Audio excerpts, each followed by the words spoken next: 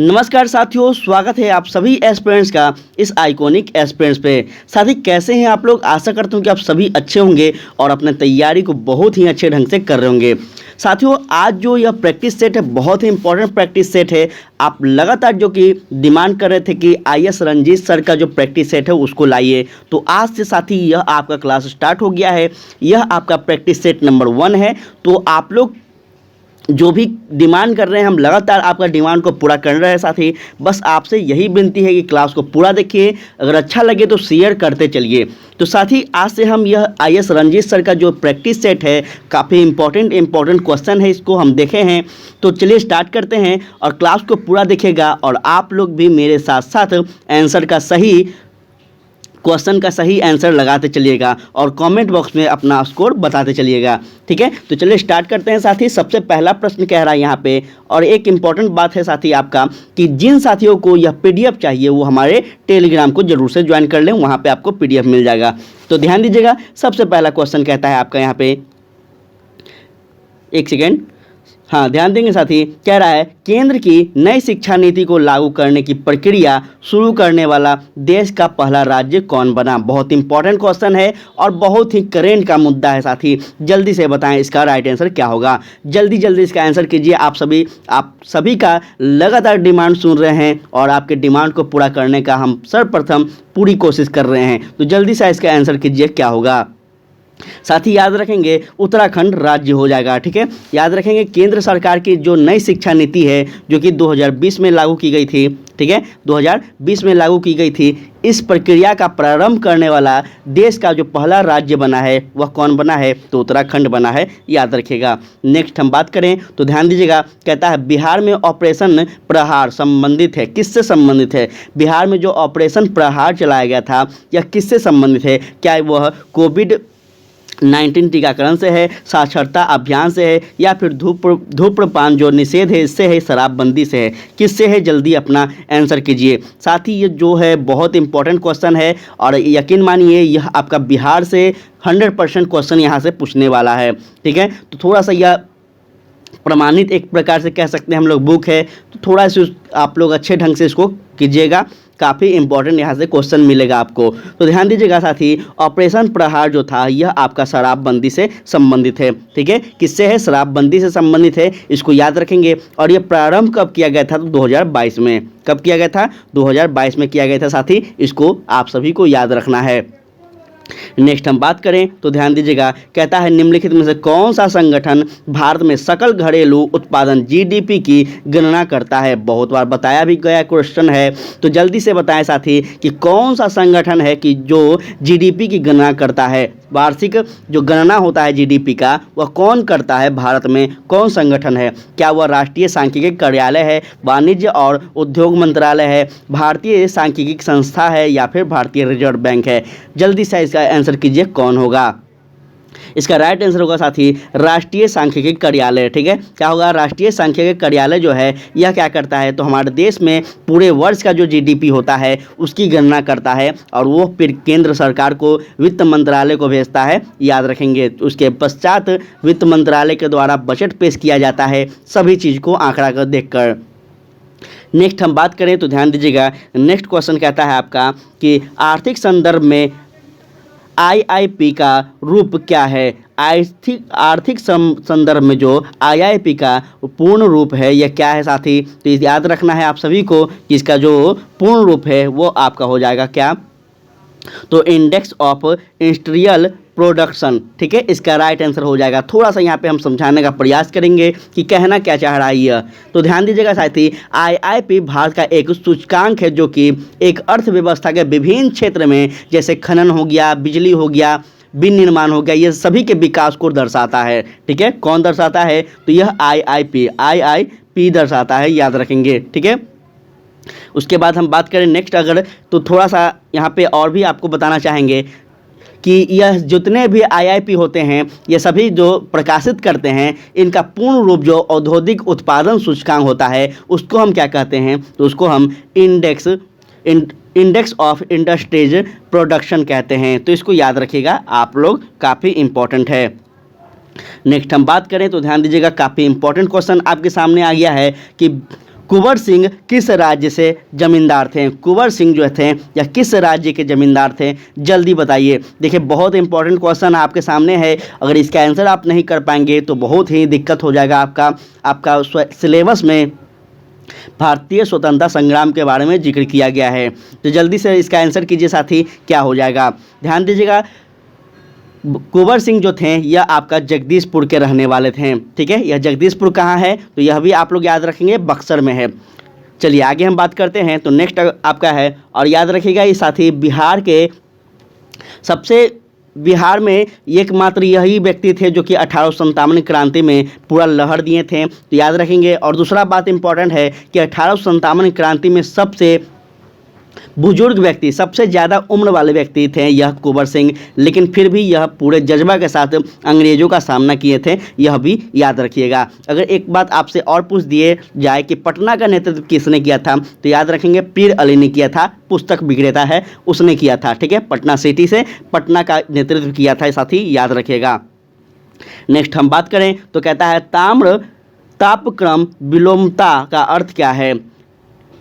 तापक्रम विलोमता का अर्थ है साथी क्या? जल्दी बताइए। इसमें से आपके सामने क्वेश्चन भी है और आंसर भी है, जल्दी से इसका आंसर कीजिए कि तापक्रम विलोमता का क्या होगा अर्थ। साथ ही इसका अर्थ हो जाएगा आपका बढ़ती ऊंचाई के साथ बढ़ता तापक्रम। ठीक है, क्या हो जाएगा? ऑप्शन नंबर बी इसका राइट आंसर हो जाएगा, याद रखेंगे। ठीक है, चलिए आगे हम बात करते हैं। तो ध्यान दीजिएगा, क्वेश्चन को कैसा लग रहा है आप लोग जरूर बताइएगा। अगर इसमें भी आपको क्वेश्चन आसान लग रहा है तो शायद मेरे लिए अब कोई पुस्तक नहीं बचा है। ठीक है, और शायद आपके लिए अब बीपीएससी सुपर टेट भी नहीं है, कोई और एग्जाम का तैयारी करना चाहिए। तो ध्यान दीजिएगा, नेक्स्ट क्वेश्चन कहता है मगध शासक बिंबिसार का चिकित्सक कौन था? बहुत इंपॉर्टेंट क्वेश्चन है, बहुत ही ज़्यादा, और शायद हम कई बार बताए होंगे आपको।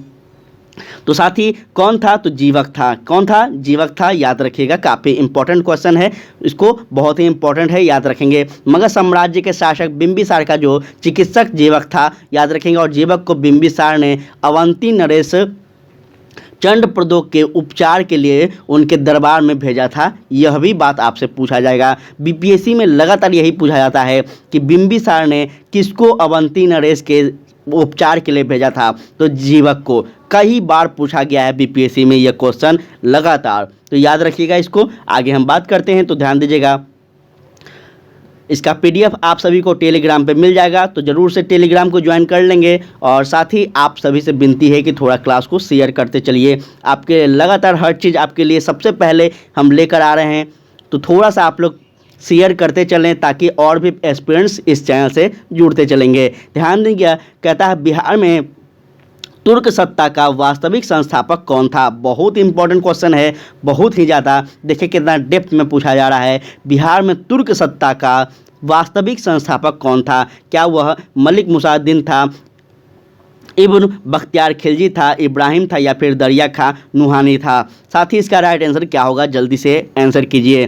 ध्यान दीजिएगा, कौन था? तो बख्तियार खिलजी था। यही वह बख्तियार खिलजी है साथी जिन्होंने नहीं बोल सकते इसको, जिसने क्या किया? तो नालंदा को विश्वविद्यालय को ध्वस्त किया, जिसने विक्रमशिला विश्वविद्यालय को ध्वस्त किया साथी, और पूरे बिहार को जलता हुआ छोड़कर यह आगे निकला था। तो याद रखिएगा, यह वही व्यक्ति है जो कि साथी आज वर्तमान में होता तो हम सारे बिहारी मिलकर इसका मुंहतोड़ जवाब देते हैं। तो थोड़ा सा इसको याद रखिएगा, यह व्यक्ति को कभी भूलना नहीं है। चलिए नेक्स्ट हम बात करें तो यहाँ ध्यान दीजिएगा, कहता है बिहार के प्रथम भारतीय गवर्नर कौन थे? काफ़ी इंपॉर्टेंट क्वेश्चन आपके सामने आ गया है कि बिहार के प्रथम भारतीय गवर्नर कौन थे। साथ ही भारतीय गवर्नर की बात की जा रही है, अर्थात याद रखेंगे कि वह कौन थे। तो साथ ही यह सत्येंद्र प्रसन्न सिन्हा थे। ठीक है, याद रखिएगा, बहुत इंपॉर्टेंट है। और इनका शासनकाल कब से रहा था तो यह भी आपसे पूछ दिया जाएगा, तो याद रखिएगा 1920 से, साथ ही 1920 से 1921 के बीच यह बने थे। ठीक है, इनको याद रखिएगा, काफ़ी इंपॉर्टेंट है। और इस पद पर नियुक्त होने वाले वायसराय के कार्य परिषद में शामिल होने वाले यह पहले क्या थे साथी? तो भारतीय थे। काफ़ी इंपॉर्टेंट है भारत के संदर्भ में, तो थोड़ा सा इनको याद रखिएगा। नेक्स्ट है संथाल विद्रोह के नेता कौन थे। बहुत इंपॉर्टेंट क्वेश्चन है, संथाल विद्रोह के नेता कौन थे। साथ ही संथाल विद्रोह के जो नेता थे वह आपका कौन थे, तो सिद्धू एवं कानू थे। सिद्धू एवं कानू जो क्या थे, तो यह दोनों अपने सगे भाई थे और दो भाई और थे, कुल 4 भाई थे साथी यह, जिन्होंने अंग्रेज के खिलाफ विद्रोह किया, अंग्रेज के खिलाफ साथी लड़ने का ठाना और चारों भाई शहीद हो गए थे। यह बहुत ही दुख की बात थी साथी, इसको याद रखिएगा। नेक्स्ट हम बात करें तो ध्यान दीजिएगा, सौरमंडल का प्रधान आकाशिक पिंड कौन सा है। सौरमंडल का प्रधान आकाशिक पिंड कौन सा है, क्या वह पृथ्वी है, सूर्य है, शनि है या फिर बृहस्पति है। इसका राइट आंसर क्या होगा, जल्दी कीजिए, इसका राइट आंसर क्या होगा साथी, तो सूर्य होगा। सौरमंडल का प्रधान आकाशिक पिंड जो है यह आपका क्या होगा, तो सूर्य होगा, इसको आप लोग याद रखेंगे। नेक्स्ट हम बात करें तो ध्यान दीजिएगा, कहता है द्वितीय बौद्ध संगीत का आयोजन किसके राज्यकाल में हुआ था। जल्दी बताइए साथी, कुल 3 बौद्ध संगीत हुए हैं, तो यह पूछ रहा है आपसे द्वितीय बौद्ध संगीत जो हुआ था यह किसके शासनकाल में हुआ था, किसके राज्यकाल में हुआ था, यह आपसे पूछा जा रहा है। साथ ही इसका राइट आंसर क्या होगा, जल्दी से आंसर कीजिए। तो याद रखेंगे यह आपका काला शोक के शासनकाल में हुआ था, काफ़ी इंपॉर्टेंट है, इसको आप लोग याद रखिएगा। ठीक है, काफ़ी इंपॉर्टेंट है, आपसे पूछा जाएगा लगातार, तो इसको आप लोग थोड़ा सा याद रखेंगे। अगर बात करें हम नेक्स्ट क्वेश्चन की, तो यहाँ ध्यान दीजिएगा, नेक्स्ट प्रश्न आपका कहता है साथी, अकबर ने इबादत खाना का निर्माण करवाया था। पहले तो आपको याद रखना होगा इबादत खाना का मतलब क्या होता है, उसके बाद आप लोग आंसर को कीजिए। ठीक है, तो ध्यान दीजिएगा, इसका राइट आंसर क्या होगा, इसका राइट आंसर होगा साथी आपका फतेहपुर सिकरी में। अब हम आपको बताना चाहेंगे कि इबादत खाना होता क्या है। ध्यान दीजिएगा, अकबर ने इबादत खाना का निर्माण फतेहपुर सिकरी में करवाया था। यह अकबर द्वारा बनाया गया एक प्रार्थना कक्ष अथवा मीटिंग रूम था। ठीक है, इबादत खाने का मतलब क्या होता है, मीटिंग रूम। ठीक है, एक हॉल था जिसमें मीटिंग किया जाता था कि राज्य व्यवस्था को कैसे कैसे कार्य किया जाए, या फिर कुछ भी अन्य मीटिंग जो होता था वह यहीं पे होता था, याद रखिएगा, काफ़ी इंपॉर्टेंट है। नेक्स्ट हम बात करें तो ध्यान दीजिएगा, कहता आर्य समाज की स्थापना हुई थी। आर्य समाज की जो स्थापना हुई थी कब हुई थी, 1875 है, 1870 है, 80 है और 65 है। जल्दी बताइए कि साथी आर्य समाज की जो स्थापना हुई थी कब हुई थी। इसका राइट आंसर होगा साथी 1875। ठीक है, आर्य समाज की जो स्थापना हुई थी यह आपका 10 अप्रैल साथी 1875 को होता है, याद रखिएगा आप लोग, कभी भी इसको नहीं भूलिएगा। कहाँ पे हुआ था यह भी आपसे पूछ दिया जाएगा, तो बम्बई में हुआ था। किसके द्वारा किया गया था, तो दयानंद सरस्वती जी के द्वारा किया गया था। यह आप लोग इतना याद रखिएगा, इससे ज़्यादा नहीं पूछा जाएगा, बस इतना याद रखेंगे। आगे हम बात करें तो ध्यान दीजिएगा, यहाँ पे आप लोग क्लास कैसा लग रहा है साथी ज़रूर से बताएंगे, आप सभी से विनती है क्लास को ज़रूर बताइए और शेयर ज़रूर कीजिए। ध्यान दीजिएगा, कहता है निम्न में से कौन काकोरी कांड से संबंधित नहीं है। बहुत इंपॉर्टेंट क्वेश्चन है, काकोरी कांड से संबंधित नहीं है। प्रश्न का लेवल देखिए कितना ज़्यादा है। अब जवाब दीजिएगा आप सभी, लगातार आप लोग किरण वाला जब प्रैक्टिस सेट चल रहा था तो सभी साथी बोल रहे थे कि प्रश्न बहुत आसान है, ऐसा नहीं पूछा जाएगा। अब जवाब दीजिए, आपके लेवल का क्वेश्चन मिल रहा है। काकोरी कांड से जो संबंधित हैं कौन है, साथी याद रखेंगे कि काकोरी कांड से जो संबंधित हैं वह कौन है, तो इसका राइट आंसर हो जाएगा साथी आपका सूर्यसेन। ठीक है, कौन थे, तो सूर्यसेन थे, याद रखिएगा। अब आपसे पूछा जाएगा कि यह काकोरी कांड जब हुआ था कौन सा समय था, तो याद रखेंगे यह 9 अगस्त 1925 को हुआ था। कब हुआ था, 9 अगस्त 1925 को हुआ था साथी, याद रखेगा। यहाँ पे थोड़ा सा हम आपको और डिटेल में बताना चाहेंगे साथी कि जो ये काकोरी कांड था यह था क्या। तो यह काकोरी कांड जो था यह एक क्या था साथी, तो एक ट्रेन को लूटा गया था। यह आप लोग याद रखेंगे, काकोरी एक स्थान का नाम था जहाँ पे एक ट्रेन को लूटा गया था। कब, तो 9 अगस्त 1925 को, जिसमें राम प्रसाद बिस्मिल थे और बहुत सारे ऐसे व्यक्ति थे, साथ ही अफगास अल्लाह खां थे, राजेंद्र प्रसाद थे, और अभी बहुत सारे ऐसे क्रांतिकारी थे, जिसमें प्रमुख कौन थे, तो सूर्यसेन थे। इसको आप लोग याद रखिएगा। चलिए नेक्स्ट हम बात करते हैं, तो कहता है भारतीय संविधान का कौन सा भाग मौलिक अधिकार से संबंधित नहीं है। बहुत बार बताया गया क्वेश्चन है, जल्दी इसका आंसर कीजिए। साथ ही आप सभी को बता दें कि ये जो भारतीय संविधान में मौलिक अधिकार का वर्णन किया गया है यह किस भाग में है, तो याद रखिएगा यह आपका हो जाएगा साथी भाग 3। ठीक है, भाग 3 में किया गया है, याद रखेंगे कौन से अनुच्छेद में, तो याद रखेंगे 12 से लेकर 35 तक। ठीक है, 12 से लेकर 35 तक जो आर्टिकल है भारतीय संविधान में यह आपका क्या है, तो मौलिक अधिकार का वर्णन किया गया है, उल्लेख किया गया है, इसको आप लोग याद रखेगा। नेक्स्ट क्वेश्चन कहता है पंचायती राज को सुदृढ़ करने हेतु निम्नलिखित में से कौन सा भारतीय संविधान संशोधन किया गया था।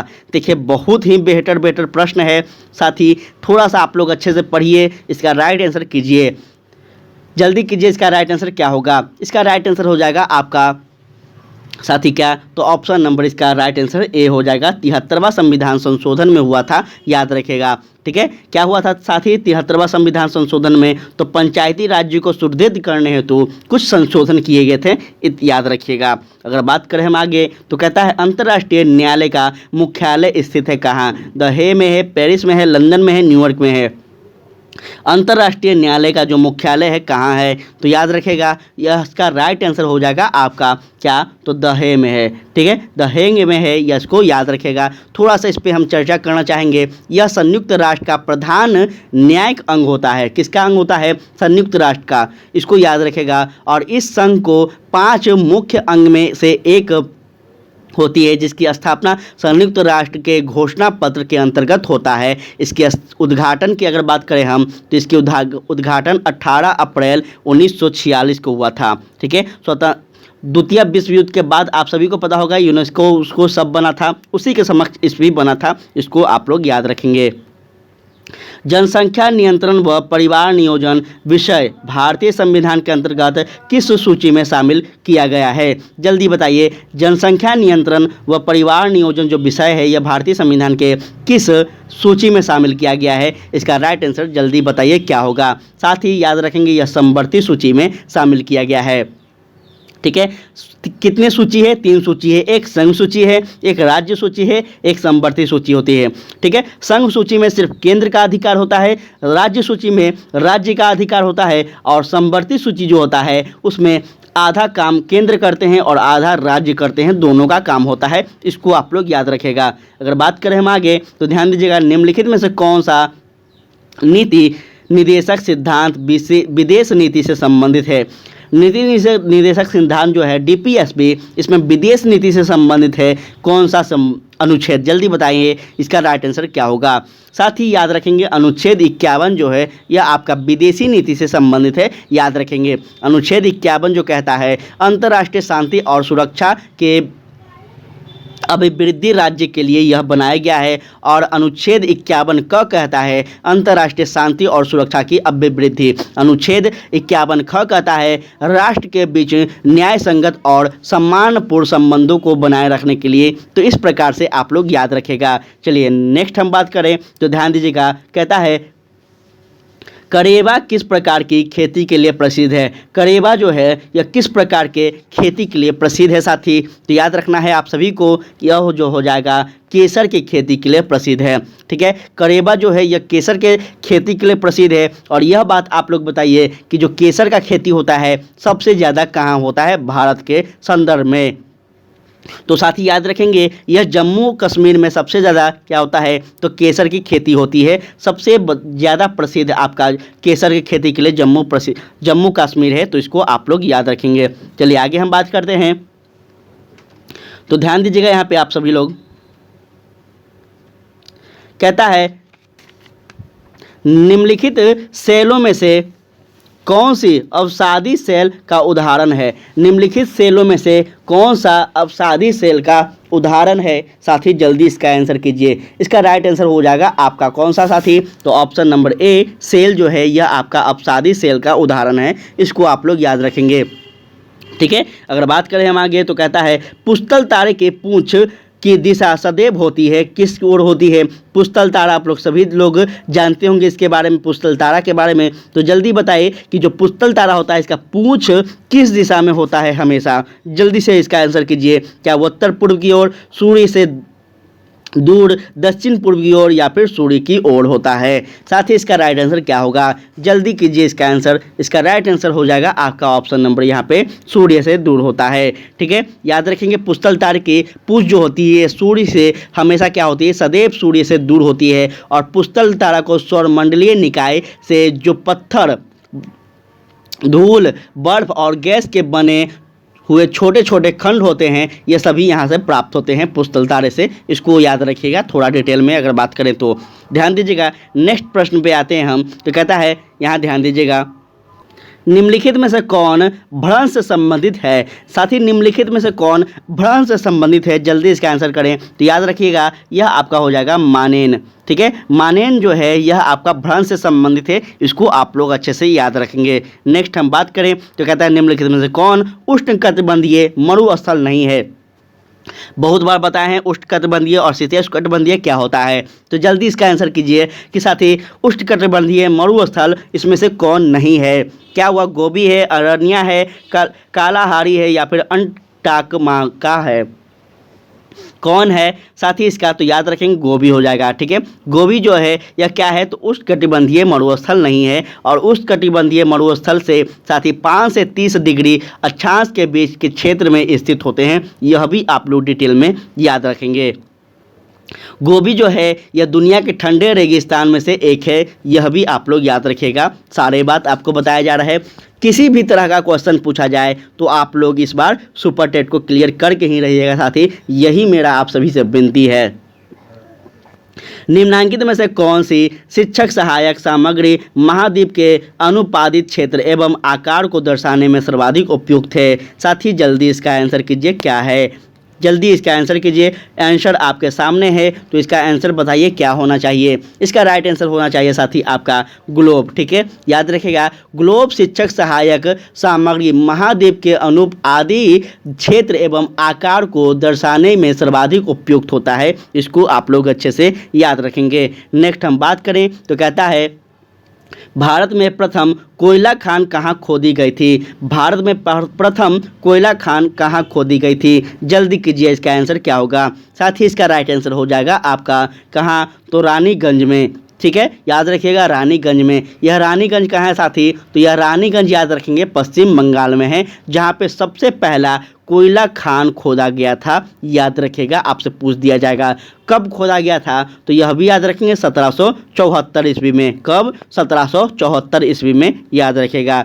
अगर बात करें हम आगे, कहता है भारत की जनगणना 2011 के अनुसार सबसे अधिक अनुसूचित जनजाति कौन है। साथ ही संथाल है, कोल है, कोड है या फिर भील है। सबसे ज़्यादा जो अनुसूचित जनजाति है अर्थात एससी है, वह कौन है इसमें से। इसका राइट आंसर हो जाएगा साथी आपका क्या, तो वो हो जाएगा भील। भील जो जनजाति है यह सबसे ज़्यादा है, इसको याद रखेंगे। किस जनगणना के आधार पर, तो 2011 के जनगणना के आधार पर। ठीक है, इसको याद रखेगा। नेक्स्ट हम बात करें तो कहता है भू आकार की घाटी का निर्माण होता है, कैसे होता है, सॉरी यू आकार है साथी, सॉरी थोड़ा सा क्षमा चाहेंगे, हमको लगा भू आकार था। तो यू आकार की घाटी का निर्माण होता है कैसे, पवन द्वारा, नदी द्वारा, सागरीय तरंगों द्वारा या फिर हिम नदी द्वारा। जल्दी इसका आंसर कीजिए। इसका राइट आंसर हो जाएगा साथी आपका ऑप्शन नंबर डी, हिम नदी के द्वारा क्या होता है, तो यू आकार का जो घाटी का निर्माण होता है। इस प्रकार से घाटी जो होते हैं ना, पूरा एकदम अंदर में गहराई, इसको हम यू आकार का कहते हैं। ठीक है, इसको आप लोग याद रखिएगा। चलिए नेक्स्ट हम बात करें तो यहाँ ध्यान दीजिएगा, कहता है बिहार राज्य का कुल भौगोलिक क्षेत्रफल है। साथ ही बिहार राज्य का जो भौगोलिक क्षेत्रफल है इसमें से कितना है, इसका राइट आंसर क्या होगा, जल्दी बताएं। अगर यह नहीं आप लोग बता पाएंगे तो फिर बिहार में क्या टीचर बनिएगा आप लोग, जल्दी बताइए इसका क्या होगा आंसर। याद रखेंगे इसका राइट आंसर हो जाएगा साथी आपका 94,163 वर्ग किलोमीटर जो है यह बिहार का कुल भौगोलिक क्षेत्रफल है। ठीक है, इसको आप लोग याद रखेंगे, काफ़ी इंपॉर्टेंट है। नेक्स्ट हम बात करें तो ध्यान दीजिएगा आप सभी लोग,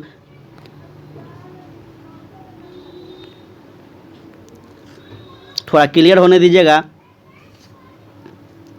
कहता है राजपूत पेंटिंग के लेखक कौन है, राजपूत पेंटिंग के लेखक कौन है, जल्दी बताएं। साथ ही इसका राइट आंसर क्या होगा, जल्दी से जल्दी कीजिए। इसका राइट आंसर होगा आनंद के कुमार स्वामी जो है यह कौन है, तो राजपूत पेंटिंग के क्या हैं, तो लेखक हैं। बहुत इंपॉर्टेंट है, इसको याद रखेंगे, काफ़ी आपसे पूछा जा सकता है। बात करें हम कि लोक कला का संबंध है किससे, आधुनिक कला, चित्रकला, प्रागैतिहासिक ऐतिहासिक काल से या फिर क्षेत्रीय कला से। लोक कला की बात की जा रही है, ध्यान से समझिएगा तो आप 100% इसको सही कीजिएगा। लोक कला का जो संबंध है साथी यह क्या है, तो क्षेत्रीय कला से है, याद रखेंगे।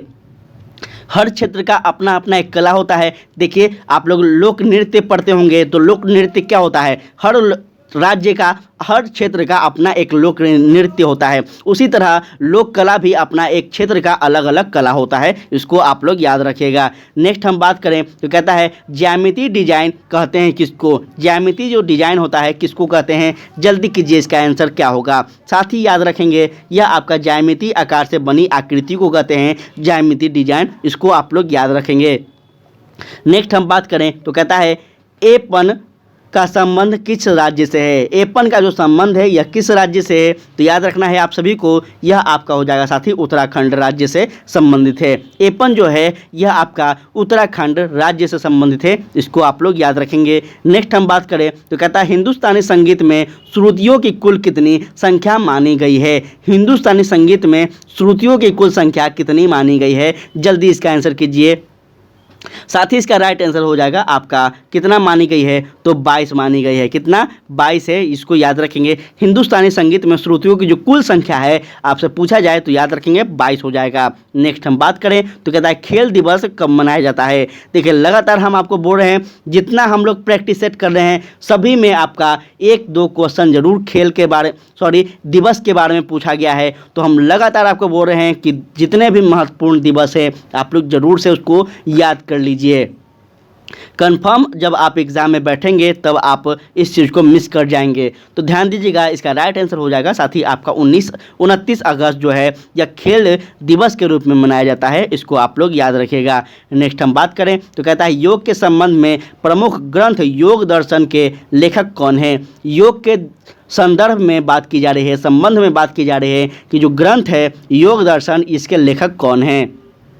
साथ ही इसके जो लेखक हैं वह आप याद रखेंगे कौन है, तो यह महर्षि पतंजलि हैं। कौन है, महर्षि पतंजलि हैं साथ ही, जो कि योग दर्शन के लेखक हैं, इसको आप लोग याद रखेंगे। नेक्स्ट हम बात करें तो कहता है जीन नामक प्रोटीन किस फसल से संबंधित है। जीन नामक जो प्रोटीन है यह किस फसल से संबंधित है साथ ही, तो याद रखना है आप सभी को, यह हो जाएगा आपका मक्का से संबंधित है। ठीक है, जीन नामक जो प्रोटीन है यह आपका मक्का से संबंधित है, इसको याद रखेंगे। नेक्स्ट हम बात करें तो कहता है गाय की कौन सी नस्ल दुकाजी उद्देश्य की है। गाय की कौन सी नस्ल दुकाजी उद्देश्य की है, साथी जल्दी इसका आंसर कीजिए। तो राइट आंसर इसका जो होगा वो हो जाएगा आपका साथी ऑप्शन नंबर सी, थारपारकर। ठीक है, थारपारकर जो है ये साथी, यह जो है क्या है, तो गाय की थारपारकर नस्ल दुकाजी उद्देश्य की है, इसको याद रखिएगा। चलिए उसके बाद आपका नेक्स्ट क्वेश्चन है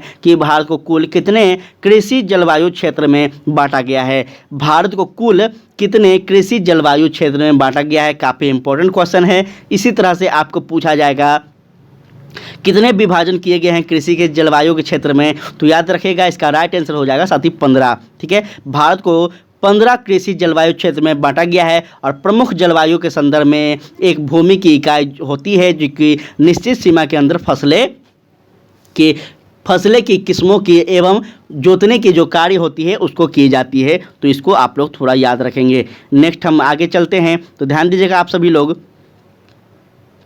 थोड़ा सा आप लोग शेयर जरूर कर दीजिए। साथ ही आप सभी से रिक्वेस्ट कर रहे हैं कि लगातार आपके लिए जब तक आपका अगस्त में पेपर ना हो जाए, लगातार आपके लिए यहाँ पे कुछ ना कुछ आता ही रहेगा आपके एग्ज़ाम से रिलेटेड, आपके एग्ज़ाम से इम्पॉर्टेंट चीज़, तो थोड़ा सा आप लोग शेयर कर दीजिए। आप सभी से विनती करते हैं कि अपना परिवार बड़ा करें ताकि नेक्स्ट से जब एग्ज़ाम आपका पूछा जाए तब भी आपके लिए और बेटर से बेटर चीज़ लेकर हम आपके सामने आएँ। ठीक है, तो ध्यान दीजिएगा, कहता है केसर प्राप्त किया जाता है। केसर प्राप्त जो है साथी कैसे किया जाता है, किससे किया जाता है, तो जल्दी बताइए इसका राइट आंसर क्या होगा। केसर जो प्राप्त किया जाता है किससे किया जाता है, जल्दी से इसका आंसर कीजिए। इसका राइट आंसर हो जाएगा साथी आपका क्या, तो पुष्प वर्णिका से। ठीक है, पुष्प वर्णिका से जो है इससे केसर प्राप्त किया जाता है। और केसर के नैसर्गिक उत्पत्ति स्थान कश्मीर व दक्षिण पूर्व यूरोप है। ठीक है, पहले हम आपको बताए थे जो भारत में केसर कहाँ उत्पादित होता है, तो जम्मू कश्मीर में। अगर पूरे यूरोप में पूछा जाए तो साथी याद रखेंगे आपका, पूरे वर्ल्ड में पूछा जाए तो यूरोप याद रखेगा। ठीक है, दो बात आपको बता दिए हैं केसर के संबंध में, इसको आप लोग याद रखेंगे। कहता है मानव शरीर में कुल कितनी पसलियां होती है। साथ ही जल्दी बताइए, क्या आप अपने अपनी पसली को गिन पाए हैं, तो जल्दी बताइए कि मानव शरीर में कुल कितने पसलियां होती है। क्या वो 24 होती है, 36 होती है, 22 होती है या फिर 28 होती है। साथ ही मानव शरीर में जो पसलियाँ होती हैं यह आपको 24 होती है, याद रखिएगा। ठीक है, कितनी होती हैं, 24 होती हैं। चलिए आगे हम बात करते हैं। तो कहता है टीएबी का टीका किस रोग से बचाव करता है। टीएबी का जो टीका है साथी यह किस रोग से हमें बचाव करता है, तो याद रखिएगा यह करता है साथी आपका यह आपका मियादी बुखार से करता है। ठीक है, टीएबी जो टीका है साथी यह मियादी बुखार से हमें बचाव करता है। और यह जो बुखार है यह किस किस को होता है, तो याद रखिएगा 2 से लेकर 6 वर्ष के बच्चों में होता है अधिक मात्रा में। ठीक है, जिसको हम टाइफिम या फिर बीआई का सिंगल डोज देकर 2 साल के बाद बूस्टर डोज देना चाहिए, इसको याद रखिएगा। आप सभी जब स्कूल में जाएंगे तो आप लोग को यह चीज़ देखने को मिलेगा गाँव में कि बच्चों को टीकाकरण किया जाता है, तो इसको आप लोग थोड़ा सा याद रखिएगा किस कारण से होता है और क्या होता है। नेक्स्ट हम बात करें तो यहाँ ध्यान दीजिएगा। नेक्स्ट आपका एक प्रश्न है अंतर्राष्ट्रीय योग दिवस किस दिन मनाया जाता है। अंतर्राष्ट्रीय योग दिवस साथी यह आपका 21 जून को मनाया जाता है, जो कि कोई भी नहीं भूलिएगा, इसको याद रखेंगे। ठीक है, काफ़ी इंपॉर्टेंट है, इसको आप सभी लोग याद रखिएगा। हम बात करें आगे तो कहता है किन वस्तुओं में गोंद के कलप का उपयोग होता है। किन वस्त्रों में गोंद के कलफ का उपयोग होता है। आप सभी लोग अगर गाँव में रहते होंगे तो दादी नानी आपकी होगी तो आप लोग सुने होंगे, अक्सर हम ऐसा सुना करते थे, इसलिए हम अपना बता रहे हैं कि साड़ी उनका होता था जिसमें वो बोलते थे कि आयरन पड़ने के पहले कलप दे देना, तो वही कलप होता था साथी, याद रखिएगा। किस वस्त्र में पड़ता है यह बताइएगा आप सभी, तो इसका राइट आंसर हो जाएगा आपका रेशमी वस्त्र में। ठीक है, रेशमी वस्त्र में होता है साथी क्या, कलप दिया जाता है, इसको याद रखेंगे। आगे हम बात करें तो कहता है हिंदुस्तानी संगीत में बौद्ध और विकृत कुल मिलाकर कितने स्वर होते हैं। साथी जल्दी बताइए हिंदुस्तानी संगीत में शुद्ध और विकृत कुल मिलाकर कितने स्वर होते हैं। 8, 7, 11, 12, जल्दी बताइए कौन सा होगा, तो इसका राइट आंसर हो जाएगा आपका साथी क्या, तो 12 होते हैं, इसको याद रखिएगा। नेक्स्ट हम बात करें तो कहता है ध्यान दीजिएगा 4 ताल का प्रयोग किस गायिका के साथ किया जाता है। 4 ताल का जो प्रयोग है यह किस गायिका के साथ किया जाता है, तो याद रखेंगे साथी यह आपका हो जाएगा ऑप्शन नंबर यहाँ पे किसका, तो ध्रुपद के द्वारा। ठीक है, याद रखेंगे 4 ताल का प्रयोग ध्रुपद गायिका के साथ किया जाता है, इसको अच्छे से आप लोग याद रखिएगा। देखिए 1 से 2 बार क्लास देखिएगा तभी आपको माइंड में बैठेगा, कोई भी एक बार में विद्वान नहीं होता है, इस चीज़ को आप लोग याद रखेंगे।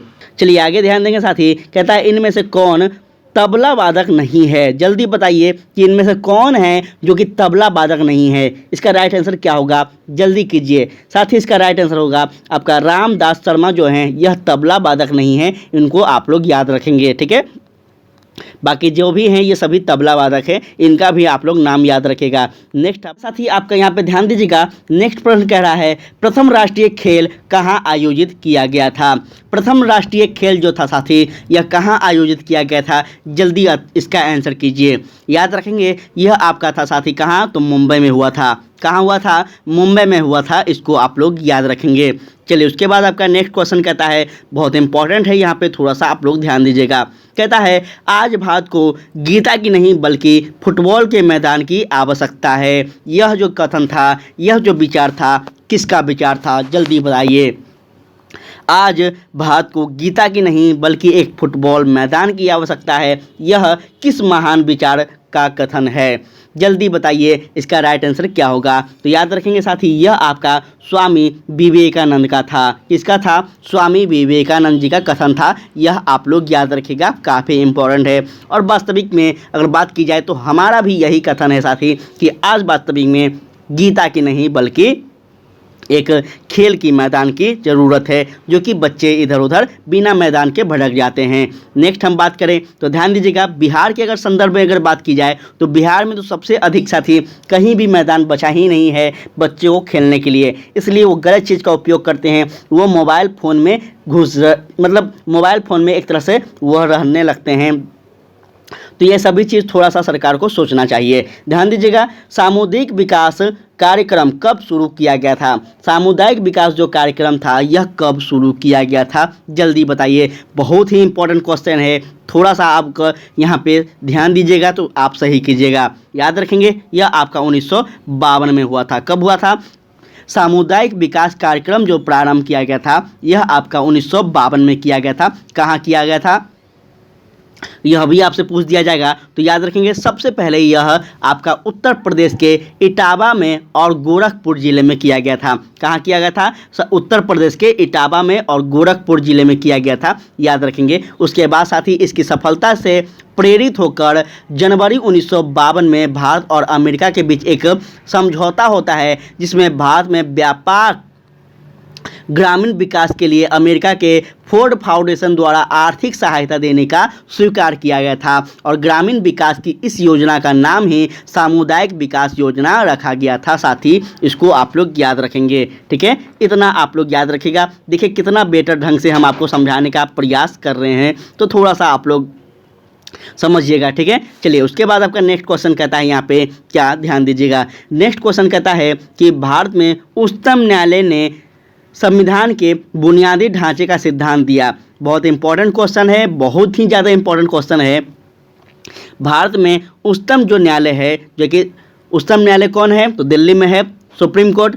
उसने संविधान के बुनियादी ढांचे का जो सिद्धांत दिया है वह क्या दिया है, यह आप पहले बताइए। साथ ही याद रखेंगे, यह आपका केशवानंद भारती के मामला जो था, केशवानंद भारती बनाम केरल राज्य मामला, आप जब पॉलिटी पढ़ेंगे तो आप वहाँ पे पढ़ेंगे, ठीक है? कब हुआ था? तो 1773 ईस्वी में, ठीक है? 1773 ईस्वी में ये सामने आता है मामला। थोड़ा सा आप लोग इसको याद रखेगा। सॉरी, 1773 नहीं, हाँ 1973। थोड़ा सा डेट में हमको भी गलती हो जाता है, तो थोड़ा सा आप लोग समझिएगा। 1973 में यह मामला आता है, केशवानंद भारती बनाम केरल राज्य। इस मामले में सुप्रीम कोर्ट के द्वारा साथ ही यह बात की गई थी, जिसमें कही गई थी कि सरकार जो है या फिर संसद जो है यह मूल ढांचे को प्रभावित नहीं कर सकती है। मूल ढांचा मतलब होता है मौलिक कर्तव्य जो हमारे दिए गए हैं, मौलिक अधिकार जो हमारे दिए गए हैं, उस मौलिक अधिकार को किसी भी तरह से छीन नहीं सकती है। याद रखेगा, उस समय भारत के जो प्रधानमंत्री थी वो कौन थी? तो इंदिरा गांधी थी। यह भी बात आप लोग याद रखेंगे, ठीक है? नेक्स्ट हम बात करते हैं, तो ध्यान दीजिएगा, आपको हर सब्जेक्ट हम बहुत ही अच्छे ढंग से पढ़ाएंगे, लेकिन थोड़ा सा इस सेशन देर हो गया था, इसलिए हम आपको सारा प्रैक्टिस सेट करवा रहे हैं, ठीक है?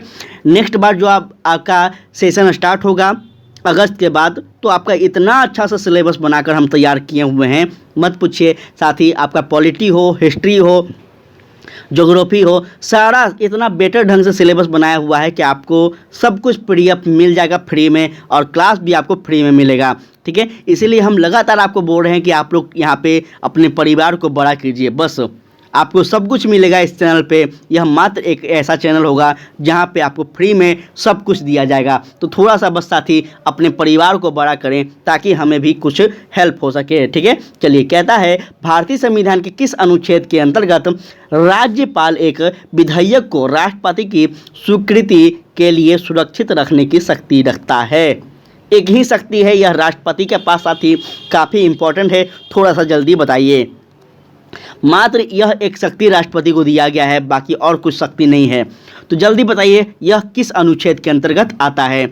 साथ ही यह आपका आता है किस अनुच्छेद के अंतर्गत? तो याद रखेंगे, यह आपका हो जाएगा ऑप्शन नंबर यहाँ पे अनुच्छेद 201 के अंतर्गत। साथ ही भारतीय संविधान के अनुच्छेद 201 के अंतर्गत राज्यपाल एवं विधेयक को राष्ट्रपति की स्वीकृति के लिए सुरक्षित रखने की शक्ति प्रदान की गई है, ठीक है? तो इसको थोड़ा सा आप लोग याद रखेगा। आपको यह बताना है कि राष्ट्रपति का जो हमारे संविधान में उल्लेख किया गया है वह किस अनुच्छेद में किया गया है, राष्ट्रपति का जो पद का उल्लेख है यह किस आर्टिकल में किया गया है, यह आपको बताना है। होमवर्क में मिल दिया है आपको होमवर्क, ठीक है। ध्यान दीजिएगा, कहता है भारत के उपराष्ट्रपति का निर्वाचन मंडल द्वारा किया जाता है, ठीक है। निर्वाचक द्वारा मंडल द्वारा किया जाता है। इनके सदस्य होते हैं कौन, जल्दी बताइए, जल्दी बताइए इसका राइट आंसर क्या होगा। इसके सदस्य कौन होते हैं, तो याद रखेंगे साथी, इसका राइट आंसर हो जाएगा आपका कौन होते हैं, तो संसद के दोनों सदनों के सदस्य होते हैं। राज्यसभा के भी सदस्य होंगे, लोकसभा के भी सदस्य होंगे, और दोनों क्या करेंगे साथी, तो राष्ट्रपति उपराष्ट्रपति का चयन करेंगे, राष्ट्रपति का भी वही चयन करेंगे। याद रखिएगा ये सारे बात आप लोग। चलिए आगे हम बात कर रहे हैं, तो कहता है कौन सा देश दक्षेस का सदस्य नहीं है। ध्यान दीजिएगा, कौन सा देश दक्षेस का सदस्य नहीं है, तो याद रखेंगे इसका राइट आंसर हो जाएगा आपका कौन वह देश है, जापान है। जापान जो है यह दक्षेस का सदस्य नहीं है, इसको आप लोग याद रखिएगा। आगे हम बात करें तो कहता है केंद्रीय बीज की संतति है। केंद्रीय बीज की संतति जो है यह क्या है, तो प्रमाणित है, आधारित है, पंजीकृति है, या फिर प्रजनन है। केंद्रीय बीज की जो संतति है यह क्या है साथी, याद रखिएगा, यह आपका हो जाएगा ऑप्शन नंबर प्रजनक है, ठीक है। क्या है, तो प्रजनक है, याद रखेंगे, काफ़ी इंपॉर्टेंट है। अगर बात करें हम इसके बारे में, तो साथी इसके बारे में उतना आपके लिए बेस्ट अति नहीं है, ज़्यादा यह आपसे नहीं पूछा जाएगा प्रश्न। जो देखिए हम तुलना कर लेते हैं कौन प्रश्न आपसे पूछा जाएगा, कौन प्रश्न नहीं। इतना तो कम से कम एक्सपीरियंस हो ही गया है कि पता चल जाता है कि आयोग कैसा प्रश्न पूछता है, ठीक है। तो थोड़ा सा आप लोग भरोसा भी कीजिएगा, तभी आपका इस बार कुछ हो पाएगा। भरोसा बहुत इम्पॉर्टेंट होता है, जिसका आप क्लास कर रहे हैं उसका पे थोड़ा भरोसा, ट्रस्ट करना चाहिए। ध्यान दीजिएगा, कहता है केंद्रीय औषधि एवं सुगंधित पौधा संस्था स्थित है। कहाँ पे है, केंद्रीय औषधि एवं सुगंधित जो पौधा है यह कहाँ है, भोपाल है, लखनऊ है, हैदराबाद है, या फिर दिल्ली है, जल्दी बताइए। इसका राइट आंसर होगा आपका कहाँ हो जाएगा, तो लखनऊ में है, ठीक है। याद रखेंगे लखनऊ में है, इसको याद रखेगा। उसके बाद है आपका यहाँ पे नेक्स्ट क्वेश्चन है, मार्मलैंड बनाने के लिए सर्वाधिक उपयुक्त फल है कौन सा। मार्मलैंड जो बनाने के सर्वाधिक युक्त जो फसल है यह कौन है, तो याद रखेंगे साथी, यह आपका हो जाएगा माल्टा, ठीक है। माल्टा जो फसल है यह आपका मार्मलैंड बनाने के लिए सर्वाधिक उपयुक्त फसल है, इसको आप लोग याद रखिएगा। नेक्स्ट हम बात करें तो कहता है केंद्रीय खाद्य प्रौद्योगिकी अनुसंधान संस्था स्थित है कहाँ। बहुत बार बताया गया है ये क्वेश्चन, जल्दी बताइए इसका राइट आंसर क्या होगा। साथ ही इसका राइट आंसर हो जाएगा आपका, याद रखिएगा, कहाँ हो जाएगा, तो यह आपका कर्नाटक में है। केंद्रीय खाद्य प्रौद्योगिकी अनुसंधान संस्था जो है यह आपका कर्नाटक में है, ठीक है। नेक्स्ट हम बात करें तो कहता है जेली बनाने में किस परिरक्षक का प्रयोग होता है। जेली बनाने में जो किस परिरक्षक का प्रयोग होता है, तो याद रखेंगे साथी, यह आपका शर्करा का होता है, ठीक है। याद रखिएगा, काफ़ी इंपॉर्टेंट है। जेली बनाने में शर्करा परीक्षक का प्रयोग होता है, इसको आप लोग कई बार याद रखेंगे, कई बार देख लीजिएगा। नेक्स्ट अगर बात करें तो ध्यान दीजिएगा आप लोग, थोड़ा सा यहाँ पे आपके लिए नया प्रैक्टिस है तो थोड़ा सा आपको परेशानी शायद में भी हो सकता है, तो एक दो बार ज़रूर से वीडियो को देखिएगा, फिर आपको अच्छा लगने लगेगा, समझ में सब कुछ आने लगेगा। कहता है भारत छोड़ो का नारा किसने दिया था। भारत छोड़ो का जो नारा दिया गया था साथी, किसके द्वारा दिया गया था, जल्दी बताइए। तो साथी यह आपका हो जाएगा, किसके द्वारा दिया गया था साथी, तो महात्मा गांधी के द्वारा दिया गया था। भारत छोड़ो नारा जो था यह महात्मा गांधी के द्वारा दिया गया था। किसमें, तो साथी याद रखेंगे, यह आपका हो जाएगा, एक सेकंड साथी, यह आपका भारत छोड़ो नारा जो था यह आपका महात्मा गांधी के द्वारा नहीं था। महात्मा गांधी के द्वारा आपका करो और मारो का नारा दिया गया था, ठीक है। भारत छोड़ो जो नारा था यह मेरे ख्याल से 100% अगर होना चाहिए तो आपका ऑप्शन नंबर सी यूसुफ मेहर अली के द्वारा दिया गया था। हाँ 100% है, एक बार अगर आप नहीं हो सकता है तो एक बार गूगल कर लीजिएगा आप लोग, ठीक है। यह आपका साथी यूसुफ मेहर अली के द्वारा दिया गया था, इसको आप लोग याद रखिएगा, ठीक है। नेक्स्ट हम अगर बात करें तो यहाँ पे ध्यान दीजिएगा, चलिए नेक्स्ट हम बात करें तो यहाँ ध्यान दीजिएगा, चलिए साथी, इंपॉर्टेंट क्वेश्चन है, ध्यान दीजिए। कहता है इनमें से वह प्रथम नेता कौन था जिसने भारत में मजदूर आंदोलन को संगठित किया था। बहुत इंपॉर्टेंट क्वेश्चन है। प्रथम नेता कौन थे जिसने मजदूर आंदोलन को संगठित किया था, जल्दी बताइए। बीपी वालिया थे, लाला लाजपत राय थे, एमए लोखंडे थे या फिर एजी रंगा थे। कौन थे साथी, जल्दी बताइए। आपके सामने क्वेश्चन भी है, आंसर भी है। साथ ही याद रखेंगे एन लोखंडे थे, ठीक है, इसको याद रखेंगे साथी। 1890 ईस्वी में थोड़ा डिटेल में बात करेंगे, इंपॉर्टेंट क्वेश्चन है। तो 1890 ईस्वी में बम्बई मिल मजदूर एसोसिएशन भारत की पहली ट्रेड यूनियन संस्था थी साथी, जिसने कौन इसका नेतृत्व किए थे, तो एम लोखंडे, जिनका पूरा नाम नारायण मेधाजी लोखंडे है, ठीक है, इन्होंने नेतृत्व किया था। पूरा डिटेल में याद रखेगा। हम बात करें आगे तो कहता है इनमें से किसने द्वितीय गोलमेज सम्मेलन में भाग नहीं लिया था। द्वितीय गोलमेज सम्मेलन में भाग किसने नहीं लिया था, तो याद रखेंगे साथी, जवाहरलाल नेहरू जो थे, यह द्वितीय गोलमेज सम्मेलन में नहीं बल्कि किसी भी गोलमेज सम्मेलन में यह भाग नहीं लिए थे। कुल 3 गोलमेज सम्मेलन हुआ था साथी, याद रखेगा आप सभी लोग, ठीक है, आपसे पूछा जा सकता है तो इसको आप लोग याद रखेगा। अगर बात करें हम आगे तो ध्यान दीजिएगा, इनमें से कौन सबसे कम आयु में भारतीय राष्ट्रीय कांग्रेस का अध्यक्ष बनने वाला व्यक्ति थे। साथ ही बताइए जल्दी, सबसे कम उम्र के कौन थे जो भारतीय राष्ट्रीय कांग्रेस के अध्यक्ष बने थे। जवाहरलाल नेहरू थे, अब्दुल कलाम आज़ाद थे, आनंद मोहन बोस थे या फिर भूपेंद्र नाथ बोस थे। साथ ही जल्दी बताइए इसका आंसर क्या होना चाहिए। इसका आंसर जो होगा वो हो जाएगा आपका साथी आनंद मोहन बोस जो थे, ये सबसे युवा नेता थे जो भारतीय राष्ट्रीय कांग्रेस के क्या बने थे, तो अध्यक्ष बने थे। अगर बात की जाए तो भारतीय राष्ट्रीय कांग्रेस की स्थापना कब हुई थी, तो याद रखिएगा साथी 1885 में हुई थी। तो कब हुई थी, 1885 में हुई थी, ठीक है। गोकुल दास तेज प्रताप विद्यालय, जो एक विद्यालय का नाम था साथी, वहीं पे एक बैठक होता है, एक मीटिंग होते रहता है और उसी मीटिंग में यह इसकी स्थापना का बात हो जाता है, याद रखिएगा, ठीक है। तो ये सारे बात याद रखेंगे साथी कांग्रेस के बारे में। और कांग्रेस के जो सबसे पहले अध्यक्ष थे या फिर संस्थापक कह लें तो वो कौन थे, तो ह्यूम थे, ठीक है, याद रखेगा कौन थे, ह्यूम थे। साथ ही यह सबसे पहले आपका मुंबई में क्या होता है, मुंबई में साथी इसका सबसे पहले स्थापना जो होते रहता है या इसकी स्थापना मुंबई में होता है, याद रखेगा।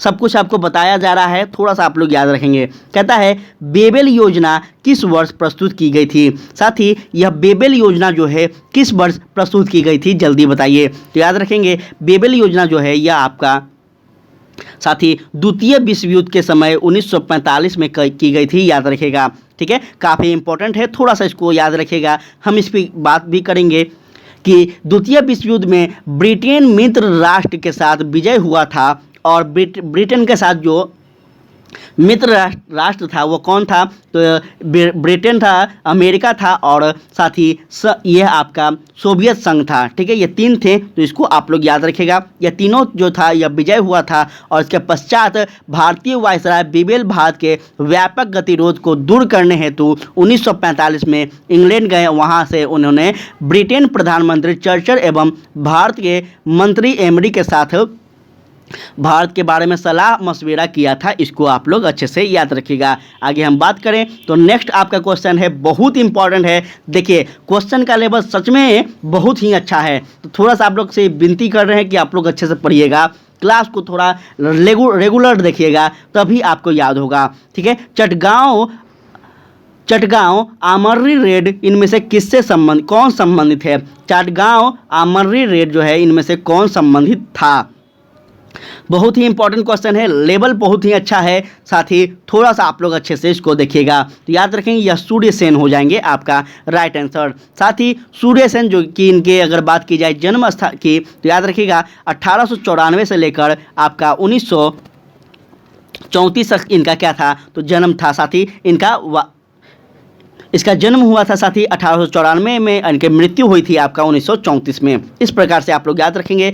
और यह भारत के स्वतंत्रता संग्राम के महान क्रांतिकारी थे जिन्होंने इंडियन रिपब्लिक आर्मी की स्थापना की और चटगांव विद्रोह का सफल नेतृत्व भी किया था। तो थोड़ा सा आप लोग इनके बारे में याद रखेगा। नेक्स्ट हम बात करें तो यहाँ पे आपके सामने है आज़ाद हिंद फौज का प्रधान कार्यालय स्थित था कहाँ पे। साथ ही आज़ाद हिंद जो फौज था इसका जो प्रधान कार्यालय था यह कहाँ था, तो याद रखिएगा यह आपका साथी कहाँ था, तो रंगून में था। ठीक है, कहाँ था। आज़ाद हिंद फौज की स्थापना जो विचार था सर्वप्रथम आया था किसके मन में आया था, तो कैप्टन मोहन सिंह के मन में आया था। बहुत इंपॉर्टेंट बात बता रहे हैं, याद रखिएगा किसके मन में आया था इस संस्था की स्थापना करने के लिए, तो कैप्टन मोहन सिंह के मन में आया था। और साथ ही यह औपचारिक रूप से 1 सितंबर 1942 को इसका क्या हुआ था साथी, 1 सितंबर 1942 को इसकी स्थापना हो गई थी। और 7 जुलाई 1943 की इसकी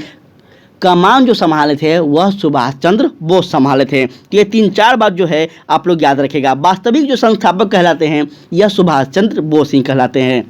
नेक्स्ट हम बात करें तो कहता है इनमें से किसने गदर पार्टी का गठन किया था, जल्दी बताइए। बी.डी. सावरकर है, रास बिहारी बोस है, मदन लाल धिंगड़ी है और साथ ही लाल हरदयाल हैं। जल्दी बताइए इसका राइट आंसर क्या होगा, तो याद रखिएगा साथ ही यह आपका बी.डी. सावरकर होंगे। विनायक दामोदर सावरकर इनका पूरा नाम है। इन्होंने 1 नवंबर 1913 ईस्वी को संयुक्त राज्य अमेरिका स्थित सैन फ्रांसिस्को नगर में पंजाब के महान क्रांतिकारी नेता लाला हरदयाल ने और रामचंद्र और साथ ही एक और व्यक्ति थे जिनका नाम शायद मुझे याद नहीं आ रहा है, उनका नाम था वकरतुल्लाह के सहयोग से गदर दल का गठन किया गया था। तो ये इतना आप लोग याद रखेंगे। 3 प्रमुख व्यक्ति थे, तीनों का आपको नाम बता दिया गया है। नेक्स्ट हम बात करें तो कहता है निम्नलिखित में से किसने तीनों गोलमेज सम्मेलन में भाग लिया, साथ ही वह वल्लभ भाई पटेल थे या फिर मदन मोहन मालवीय थे या फिर और भी यहाँ पे देख लेते हैं हम सब, यहाँ पे और भी देख लीजिएगा आप सभी। बी.आर. आम्बेडकर थे या फिर उपयुक्त में से कोई नहीं थे। जल्दी बताइए, 3 ऑप्शन आपके सामने दिया गया है। तीनों गोलमेज सम्मेलन में भाग लेने वाले कौन व्यक्ति थे इसमें से, जल्दी बताइए। साथ ही याद रखना है आप सभी को कि वह कौन थे, तो बी.आर. अम्बेडकर थे, बाबा साहेब थे। ठीक है, जो कि तीनों गोलमेज सम्मेलन में भाग लेते हैं। इसको आप लोग अच्छे से याद रखेगा। सन 1930 से लेकर 32 तक के बीच में साथी इंग्लैंड में आयोजित यह 3 गोलमेज सम्मेलन हुए थे, जिसमें भारत से भाग लेने वाले प्रथम जो व्यक्ति थे यह आपका बी.आर. अम्बेडकर थे, जो कि तीनों गोलमेज सम्मेलन में भाग लिए थे। ठीक है, तो इतना आप लोग याद रखेंगे। नेक्स्ट हम बात करें, यहाँ ध्यान दीजिएगा, कहता है निम्नलिखित में से किसने क्रांतिकारियों के संगठन अभिनव भारत को संगठित किया। याद रखिएगा कल के क्लास में भी हम बताए थे अभिनव भारत के बारे में, तो जल्दी इसका आंसर कर दीजिए। अभिनव भारत को संगठित करने वाले कौन थे साथी, तो याद रखना है आप सभी को। इसका राइट आंसर जो होगा वो हो जाएगा आपका कौन, तो विनायक दामोदर सावरकर साथी, या फिर इन्हीं को हम बी.डी. सावरकर कहते हैं, याद रखेंगे। इन्होंने ही साथी 1904 में, विनायक दामोदर सावरकर ने ही 1904 में अभिनव भारत का स्थापना किया था, इसको संगठित किए थे, याद रखेगा। आगे हम बात करें तो कहता है यदि जल प्रदूषण इसी गति से होता रहा तो, जल्दी बताइए साथी कि यदि जल प्रदूषण इसी गति से होता रहा तो अंतोगोत्वा क्या हो जाएगा। इसका राइट आंसर क्या होगा, आपके समक्ष इस प्रकार से ऑप्शन भी दिया गया है, तो जल्दी से इसका आंसर कर दीजिए और मेरा मन में जो डाउट है उसको क्लियर कर दीजिए। शायद मुझे यह आंसर नहीं आ रहा है, आप लोग बता दीजिए इसका आंसर क्या होगा। साथ ही इसका आंसर जो होगा वो हो जाएगा आपका ऑप्शन नंबर डी, जलीय जीवन के लिए ऑक्सीजन जो है यह क्या है, तो अनुपलब्ध हो जाएगा। ठीक है, आप लोग देख रहे होंगे कि पृथ्वी की हमारी क्या दशा है, कितना जो जल है साथी और जलीय जीवन है यह क्या है, तो विलुप्त के कगार पर है। ऑक्सीजन की कमी हमें देखने को मिल रही है धीरे धीरे, तो ये सभी जो है यह प्रदूषण के कारण हमें देखने को मिल रहा है। ठीक है, तो थोड़ा सा इसको समझना है। आप सभी जब बिहार के शिक्षक बनेंगे तो आप सभी से विनती है कि सबसे पहले जो आप कार्य करेंगे वो क्या करेंगे, तो पर्यावरण पे ध्यान दीजिएगा साथी। जितने भी आपके एस्पिरेंट्स होंगे, आपके स्टूडेंट होंगे, आपके बच्चे होंगे, उन सभी को पर्यावरण के लिए जागरूक करेंगे, यही आप सभी से मेरा विनती है। आगे बात की जाए तो कहता है सरकार की बाघ परियोजना का उद्देश्य है क्या। साथ ही सरकार की जो बाघ परियोजना का उद्देश्य है वह क्या है, तो याद रखेंगे भारतीय बाघ को समाप्त होने से बचाना। ठीक है, भारतीय बाघ को संरक्षित करना एक प्रकार से कह सकते हैं, यही उद्देश्य सरकार की है, याद रखिएगा। ठीक है, अगर बात की जाए आगे तो ध्यान दीजिएगा आप सभी लोग। कहता है निम्नलिखित में से कौन पक्षियों का महाद्वीप के नाम से जाना जाता है। बहुत इंपॉर्टेंट क्वेश्चन है, आंसर भी आपके सामने है, जल्दी बताइए निम्नलिखित में से कौन पक्षियों का महाद्वीप के नाम से जाना जाता है। वह यूरोप है, ऑस्ट्रेलिया है, एशिया या फिर दक्षिण अमेरिका है, जल्दी बता दीजिए कौन सा है, याद रखेंगे। साथ ही इसका राइट आंसर आपका दक्षिण अमेरिका हो जाएगा। ठीक है, जिसको हम लोग पक्षियों का क्या कहते हैं, तो महाद्वीप कहते हैं, इसको याद रखेंगे। अफ्रीका को क्या कहते हैं, तो अंध महाद्वीप कहते हैं, और ऑस्ट्रेलिया को सबसे छोटा महाद्वीप कहते हैं। तो ये सारे बात आप लोग याद रखिएगा, ये सभी उस महाद्वीप के उपनाम हैं। चलिए आगे हम बढ़ते हैं। तो कहता है मैदानों में पारिस्थितिक संतुलन को कायम रखने हेतु आवरण का न्यूनतम प्रतिशत है। साथ ही मैदानों में पारिस्थितिक संतुलन को कायम रखने हेतु आवरण का न्यूनतम प्रतिशत है कितना, जल्दी बताइए। तो साथ ही इसका राइट आंसर होगा आपका 33। ठीक है, याद रखेंगे मैदानी क्षेत्र में पारिस्थितिक संतुलन का कायम रखने हेतु अनावरण का जो न्यूनतम प्रतिशत रखा गया है वह आपका 33 है। ठीक है, इसके बाद आपका है कि पारिस्थितिक तंत्र की संकल्पना को प्रतिपादित किया गया था किसके द्वारा।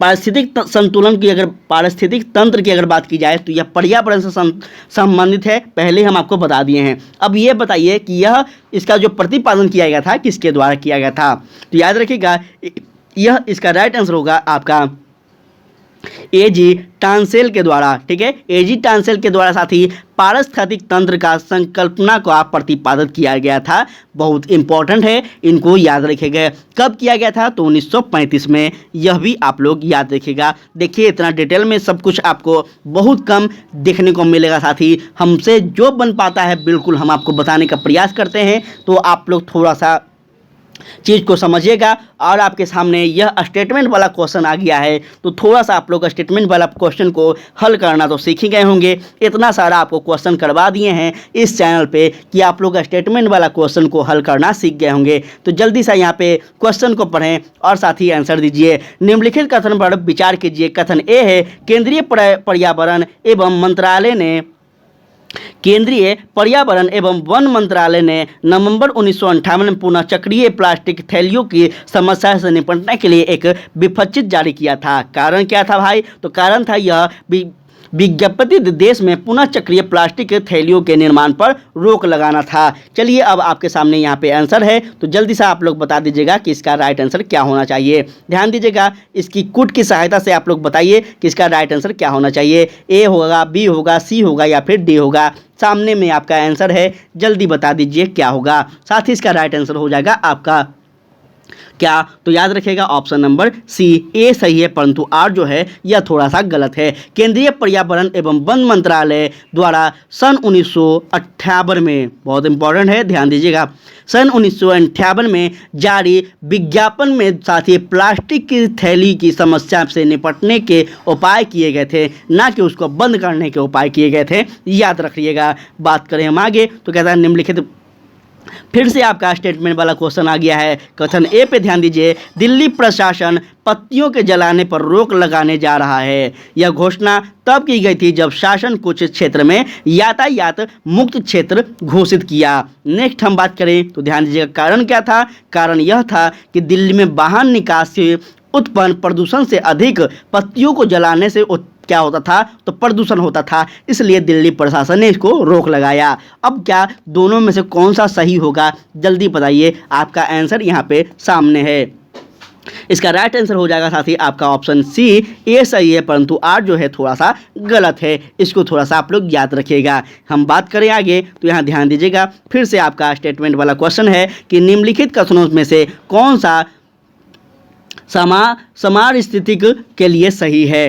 साथ ही यहाँ पे जल्दी बताइए कौन सा है, थोड़ा सा यहाँ पे पढ़ लीजिएगा आप सभी लोग, तो यहाँ पे आपको बेस्ट तरीका से समझ में आएगा। देखिए मेरे अगर विवेक की बात की जाए तो इसका राइट आंसर होना चाहिए आपका ऑप्शन नंबर साथ ही बी। यह जैव समुदायों के जटिल पारंपरिक संबंधों का अध्ययन कराता है। ठीक है, याद रखेंगे इसके बारे में थोड़ा सा आप सभी लोग।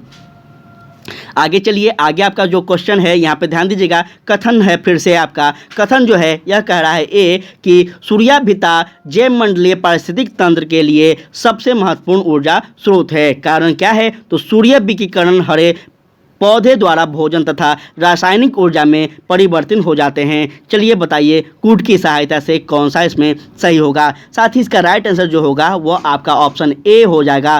साथ ही ए तथा आर दोनों सही है तथा आर ए की सही व्याख्या है, याद रखिएगा, ठीक है। थोड़ा सा यहाँ पे ध्यान दीजिएगा, साथ ही आप सभी को यहाँ पे थोड़ा सा हम समझाना भी चाहेंगे इसके बारे में, तो ध्यान दीजिएगा कहना क्या चाह रहा है, इसका मतलब क्या होता है। जीव मंडल या फिर पारिस्थितिक तंत्र में ऊर्जा का प्रधान स्रोत सूर्य होता है। यह बात कई बार मेरे द्वारा बताया गया है, लेकिन यह भी याद रखना है आप सभी को कि पारिस्थितिक तंत्र सौर ऊर्जा का विशेष क्या होता है, विशेष होता है। और हर पौधे में अपनी पत्तियों में एक क्लोरोफिल के माध्यम से सौर ऊर्जा का ग्रहण करने का जो तरीका होता है उसको हम क्या कहते हैं, तो प्रकाश संश्लेषण की विधि कहते हैं। तो इसको आप लोग याद रखिएगा अच्छे ढंग से, यही आपसे यहाँ पे पूछा जा रहा था। अंतिम जो यहाँ पे आपका प्रश्न है साथी, यहाँ ध्यान दीजिएगा, कहता है यहाँ पे कि पारिस्थितिक के जनक कौन है। पारिस्थितिकी के जनक कौन है साथी, इसमें जल्दी बताइए इसका राइट आंसर क्या होगा। आपके सामने है यहाँ पे, तो इसका राइट आंसर जो होगा यह हो जाएगा साथी अर्नस्ट हेवल जो थे, ठीक है, क्या थे साथी, अर्नेस्ट हेकल जो है, यह इसका राइट आंसर हो जाएगा। थोड़ा सा यहाँ डिटेल में अगर बात करें इनके बारे में, तो अंतिम प्रश्न है, थोड़ा डिटेल में ध्यान दीजिएगा कि पारिस्थितिक का मतलब होता है आपका इकोलॉजी, जिसका हम लोग अध्ययन करते हैं इकोलॉजी। इसके जो जनक हैं यह आपका जर्मन वैज्ञानिक अर्नेस्ट हेकल थे, ठीक है। इनकी साथ ही बात कर जाए तो पारिस्थितिक तंत्र शब्द का सर्वप्रथम जो प्रतिपादन किए थे यह कौन किए थे, तो एजी टॉन्सलेन ने किया था। कब? तो 1935 में, ठीक है, 1935 में एजी टॉन्सलेन ने किया था। किस चीज़ का? तो पारिस्थितिक तंत्र का, इकोलॉजी का, ठीक है। इसको आप लोग याद रखेंगे, इकोसिस्टम का। तो इस प्रकार से साथी आपका होता है यह प्रैक्टिस सेट नंबर समाप्त। नेक्स्ट हम प्रैक्टिस सेट कल करेंगे। क्लास कैसा लगा आप लोग जरूर बताइएगा। अगर अच्छा लगा हो तो प्लीज़ आप लोग शेयर करते चलिएगा। और बहुत ही इंपॉर्टेंट है, अगर कोई भी और चीज़ हो तो इसी तरह से आप लोग डिमांड करते रहिएगा। आपका डिमांड को हम पूरा करने का सर्वप्रथम कोशिश करते रहेंगे, ठीक है। आज के लिए इतना ही। जय हिंद, जय भारत।